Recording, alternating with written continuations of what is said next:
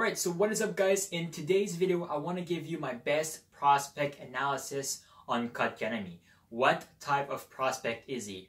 What can we expect from him, especially us, Abs fan, down the road? Can he be that true #1 center that we've been looking for what, the past 15 years now? So without further ado, let's find out. Now this video will be in collaboration with one of the best hockey YouTubers out there, OhNyquist. His channel will be down below. Feel free and absolutely go check him out. He's one of the best out there. You won't regret it. He's a Detroit Red Wings fan, so they just won the draft big time. So by all means, his analysis are insane. His video quality is through the roof. So feel free to go check him out. You won't regret it. I'm going to start with my analysis on Kotkaniemi, what I've seen from him in dev camp especially. That's why I kind of waited to give you my video on him. And after that, OhNyquist will jump right in and give you his analysis. So it's a nice 2-for-1 video. And without further ado, let's go. First off, 29 points in 57 games is definitely impressive for a 17-year-old playing in a men's league in Finland. Just to give you an idea, let me give you 3 different comparisons on type of players playing in league during their draft year,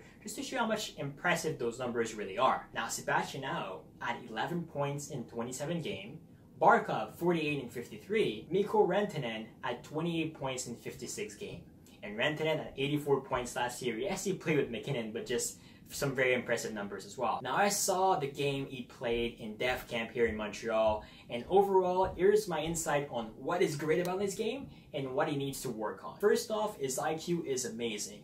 He's definitely, when you watch him play and when you kind of log down on him for a full shift, he's definitely in the right place at the right time. His two-way game is impressive. He goes up and down the ice very easily. Now, I think he can work on his just overall quickness and just that acceleration that you need to have to play in the NHL. A bit of his agility as well, because he is 6'2", 187 pounds, which is definitely an NHL-ready frame for sure. But overall, his skating ability just needs a bit of fine-tuning to be fully NHL-ready. His passing ability is great.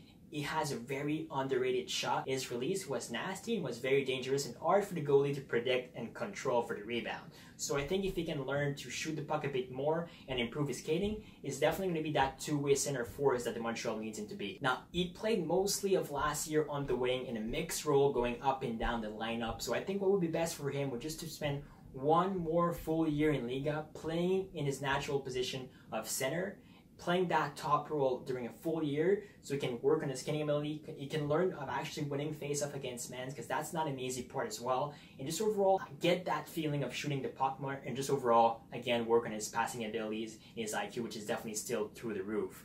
That's definitely the best part of his game for sure. So here's what I expect from Kotkaniemi down the road. His ETA to NHL for me, I think he can play in the 19-20 season. So not this year, but next year, I think he's going to slide to the lineup for sure. I think he's going to post around a point per game next year in Liga for sure, playing that top 6 role and center position. Afterwards, I think he's going to have like 1 or 2 years playing in Montreal, going a bit again up and down the lineup, playing a third line center role, probably posting around 25-35 his first season, and then going to that 45-50 range. In his third year, I think he's really going to explode and being that 70-point guy for the rest of his career that we expect him to be, and I think he can definitely be for sure. Because when you look at Barkov again, just to draw another comparison, yes, he made the jump the first year in the NHL, but he posted, I think, 24 points his first year, and I think, like, again, 30-something his second year before making the 59 and 66 games, I think, jump in his third year. So overall, I think it would be best for him to spend 1 more year in Liga, work on his footwork,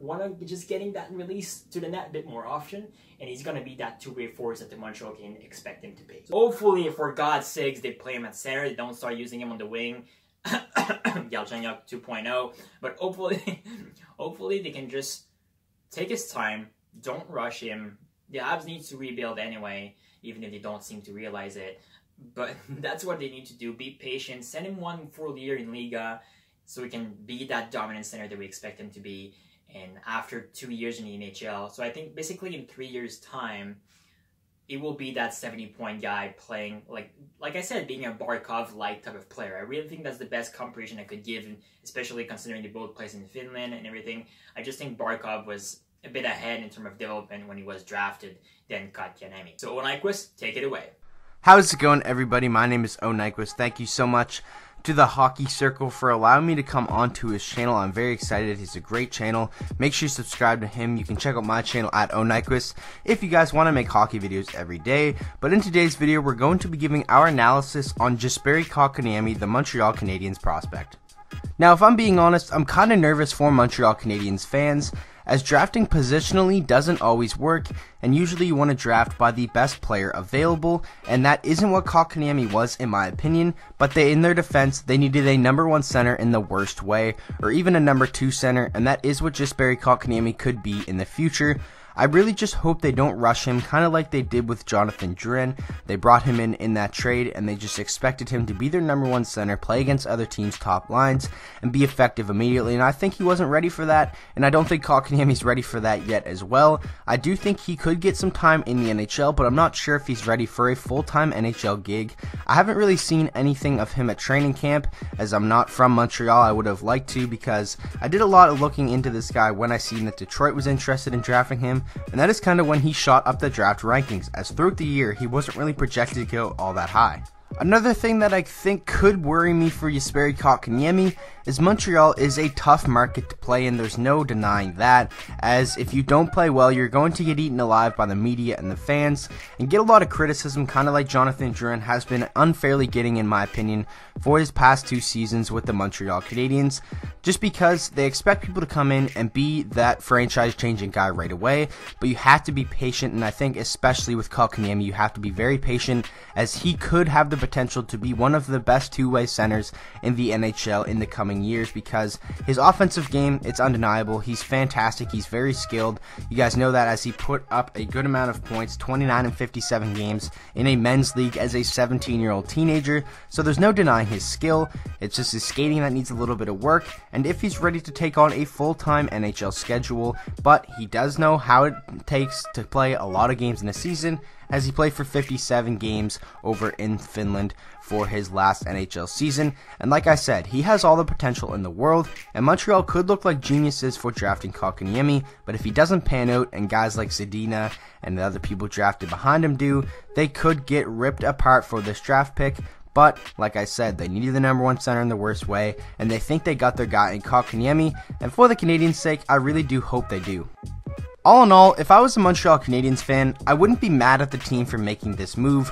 We all know Marc Bergevin, if he sees something he likes, he's going to pull the trigger on it.